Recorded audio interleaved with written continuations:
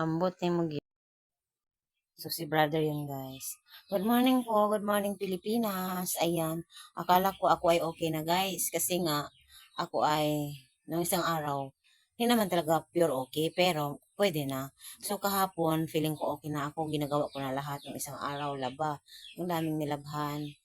So, ginagawa ko na mga gawain ko. Tapos ngayon, paggising ko kanina, guys, may lagnat ako ulit. Oh, may sinat ako and masakit buong katawan ko na naman. As in buong katawan, para bang parang kinikiliti to gumagapang na may sakit, na may kirot. So, yun na naman. So, inom na naman ako ngayon ng gamot kasi kakakain ko lang.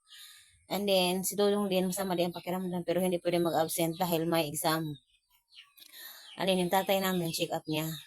So, yung tatay namin guys, may diferensya po yun. Pero, tingnan ninyo, parang okay lang. Pero, kaya ako hindi makapagtrabaho, makapunta kahit saan kasi ako ang naka-in-charge sa tatay ko ba na dito para umalalay kasi nga. Pero hindi ko pwedeng ano yung karamdaman niya guys kasi ayaw ba nila, ayaw ng mga kapatid ko na i-share yun. Pero, hindi po siya okay guys. Kaya, kailangan talaga andito ako kahit mahirap ang buhay. So, and then, ako ngayon ay may lagnat.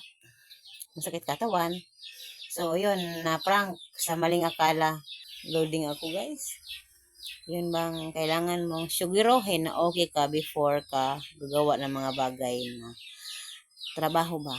Kasi, dito na naman yung manok, nahihin naman ang pagkain. Ay, shh, ah, shh. So, siguraduhin talaga na okay before gagawa ng mga gawain na ganito. Kasi, tingnan niyo ako na-prank sa okay na, pero hindi pa talaga ako okay. So, ngayon, may lagnat ulit, nasakit ulit ang katawan. So, yung kapatid ko din, check up din niya ngayon. So, andun sila. Check up sila. Walang sasama sa tatay ko dahil ako masama ang pakiramdam. So, yung kapatid kong isa, andun sa bukid man, sa bundok. So, yung kapatid kong isa dito, nandito lang. Pero may ginagawa din. So, sa kanyang, basta sa kanyang financial na, pangailangan. Basta yun. And then, ako, dito, gumagawa sana ng gawain bahay. Mabuti na lang guys, hindi ko tinanggap, hindi namin napag-usapan.